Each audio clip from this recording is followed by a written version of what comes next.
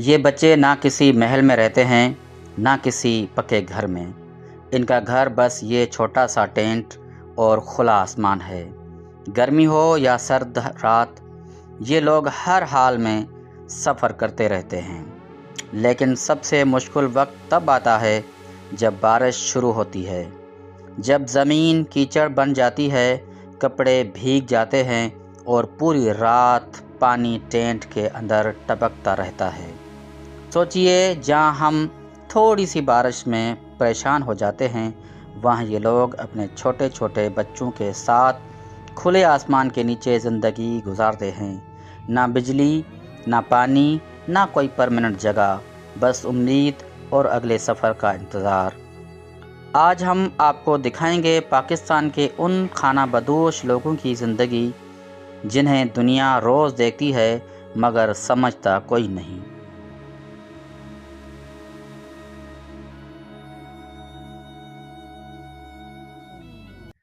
अस्सलाम वालेकुम दोस्तों, कैसे हैं आप? उम्मीद करता हूं कि आप सब खैरियत से होंगे। दोस्तों, आज हम चल रहे हैं एक ऐसी बस्ती में जिनके पास ना घर है, ना वो शहर के हैं, ना गांव के हैं, और ये आज इधर हैं, कल पता नहीं कहाँ होंगे।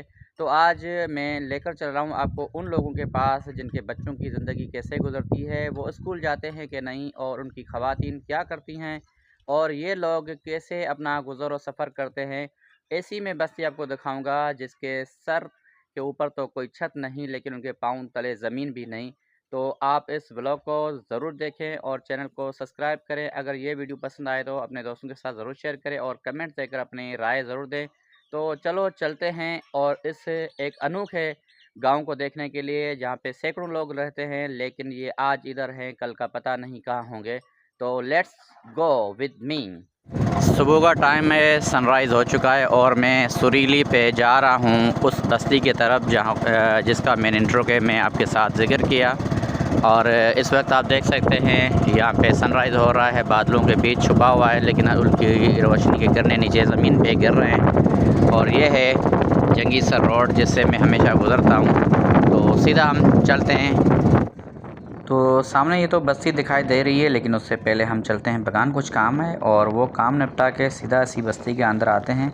तो मैं आपको ये भी बताता चलूँ कि इनके जो मवेशी होते हैं, ख़ास तौर पे ये भेड़ बकरियाँ वो पालते हैं।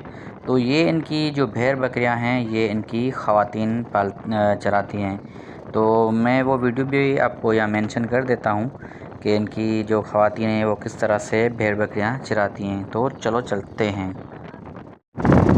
हमेशा जब भी मैं निकलता हूँ तो मुझे ऊँट रास्ते में मिल ही जाते हैं। ये देखो कितने सारे आगे ऊँट आ रहे हैं, और हमारी सुरीली की पोजीशन ये है कि हमें ब्रेक लगाने में भी मुश्किल होती है, और पूरे रास्ते पे तो ऊँट हैं। अभी हम कैसे चलेंगे?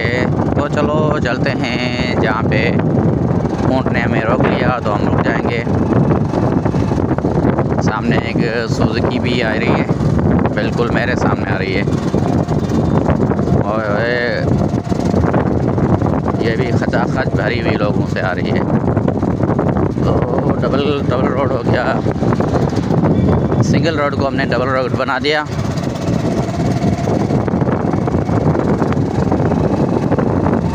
इनके बच्चे हमेशा पीछे पीछे चलते हैं, और इनको चराने वाले भी 4-5 लोग होते हैं। ओए यार, ऊँट का गोबर उठा मेरे पाँव में जा लगा।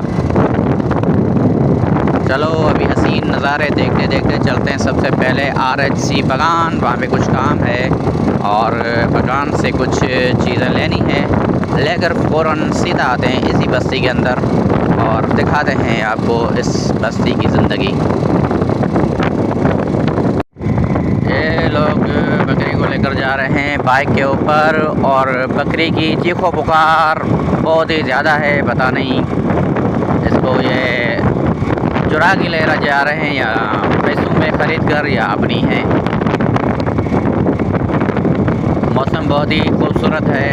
तकरीबन 4-5 दिन इतनी ज़्यादा गर्मी थी कि इंसान से बर्दाश्त नहीं हो पा रही थी, लेकिन आज मौसम बहुत ही प्यारा है। या तो सुबह का माहौल है, इस वजह से मुझे अच्छा लग रहा है, या तो वाकई मौसम प्यारा है। लेकिन चलो देखते हैं, देखते देखते अगर 11-12 बजे पता चल जाएगा कि क्या सिचुएशन रहती है गर्मी की। इस वक्त तो सूरज की तपश बिल्कुल नहीं और ठंडी ठंडी हवाएं चल रही है और माशाल्लाह मज़ा आ रहा है। आसमान पे हल्के फुल्के बादल भी हैं, जो कि बारिश को तो नहीं है लेकिन आसमान को ठंडे किए हुए हैं।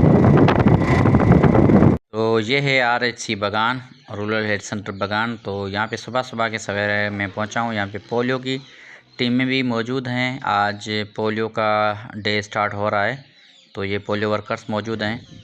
यहाँ पे आइस वगैरह रखी हुई है जो ये अपने कैरियर्स के अंदर भर रहे हैं शॉपर में डालकर, और उसके साथ ये वैक्सीन उठाएंगे और जाएंगे पोलियो वैक्सीन करने।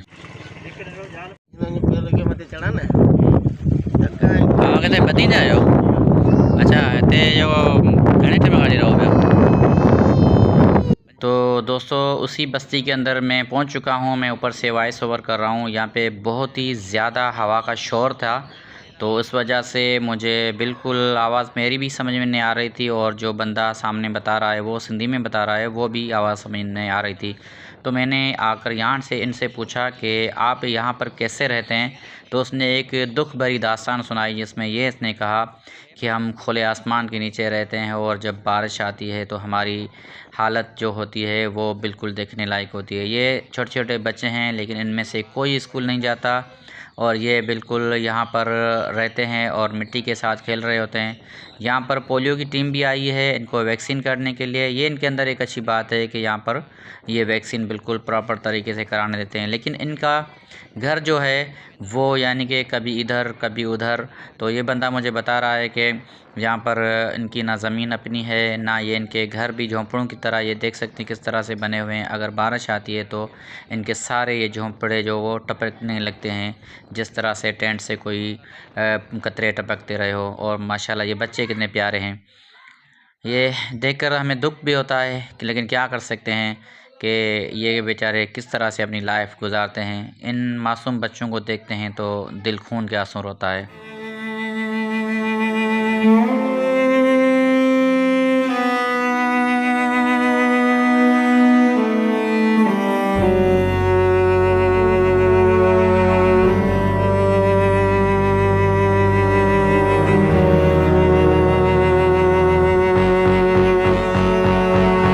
इस वक्त मैं मौजूद हूँ उसी बस्ती के अंदर जहाँ मैंने आपको कहा था कि मैं ले चलूँगा आपको। तो ये वो बस्ती है जहाँ पे ये लोग अभी जा रहे हैं, कुछ खेत पे निकल चुके हैं, बाकी कुछ जा रहे हैं।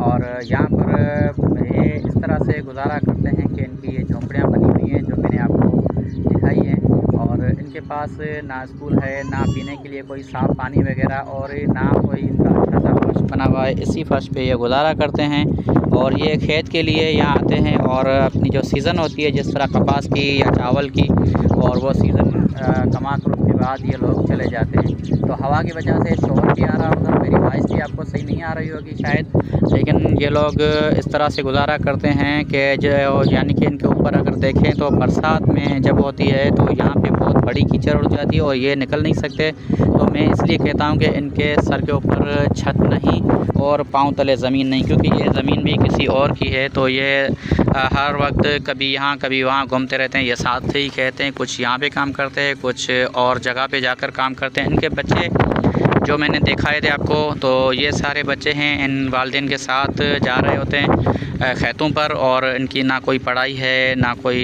इनके पास ऐसी रहने की जगहें हैं। मैंने इनसे कुछ बात भी की है इनके लोगों से, लेकिन वो सिंधी में बात है उनसे की है, जो मैं आपको उर्दू में भी बता रहा हूँ कि उन्होंने बताया कि हम यहाँ रहते हैं तो यहाँ पे हम बच्चों को नहीं पढ़ा सकते, और ये कच्चे मकान हैं इनके, और ये कभी यहाँ रहते हैं कभी वहाँ, और ये खेती बाड़ी भी करते हैं, और साथ में ये मवेशी वगैरह रहते हैं वो भी चराते हैं, और ख़ास तौर से और इनकी ख़वातीन और मर्द हजरात जो हैं वो साथ में मिलकर ये काम करते हैं।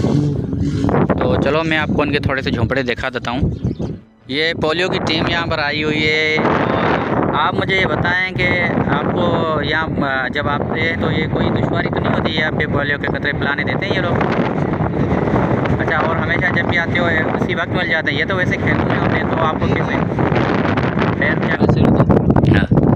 ये हम तो अपने पैसों को वगैरह को नहीं देखते हैं, हम अपने बच्चों के मुस्तकबिल को देखते हैं। इस वजह से हम ज़्यादातर घरों में जाके पोलियो पिलाते हैं। और आपको ये काम करते हुए खुशी हो रही होगी। जी ये एक नेकी का काम भी है। जी सही है, बेहतरीन। तो ये पोलियो वाले वर्कर्स यहाँ पर आए हुए हैं, इनसे मेरी बात हुई और ये इनके झोंपड़े बने हुए हैं। ये आप देख सकते हैं किस तरह से इन लोगों ने ये झोंपड़े बनाए हैं। और अगर आपको ये वीडियो पसंद आ रही हो और इनकी लाइफ के ऊपर जो मैं वीडियो बना रहा हूँ, तो चैनल को लाइक भी करें और शेयर भी करें और सब्सक्राइब तो ज़रूर करें। दोस्तों, मुझे बहुत देर हो चुकी थी और कैमरा भी जवाब दे चुका था क्योंकि चार्जिंग हो चुकी थी ख़त्म। और मैंने आज दिन गुजारा इन लोगों के साथ और मुझे ये महसूस हुआ कि ना पक्के घर हों जिनके पास और ना उनके पास रहने के लिए ज़मीन हो, और उनके घर दिलों में भी बहुत सारे अरमान और सपने होते हैं और वो भी जीना चाहते हैं और वो जी भी रहे हैं। और आपने इस वीडियो में देखा, मैंने पूरा दिन उनके साथ गुजारा। और आपकी क्या राय है इनके बारे में, तो अपने कमेंट में ज़रूर बताइएगा। और अगर आप ये चाहते हैं कि इस तरह की हिडन ज़िंदगी की जो लोग गुजार रहे हैं या जो हिडन इस तरह के जो स्टोरीज़ हैं वो मैं आपको दिखाऊं, तो चैनल को ज़रूर सब्सक्राइब करें और एक लाइक करें। और जो इस वीडियो को देख रहा है और जो इस तरह की वीडियो अगर आपके दोस्त देखना चाहते हैं तो उनको ज़रूर शेयर करें। मिलेंगे इंशाल्लाह अगले आने वाले बेहतरीन से ब्लॉग में। तब तक के लिए दीजिएगा इजाज़त। अल्लाह हाफिज़।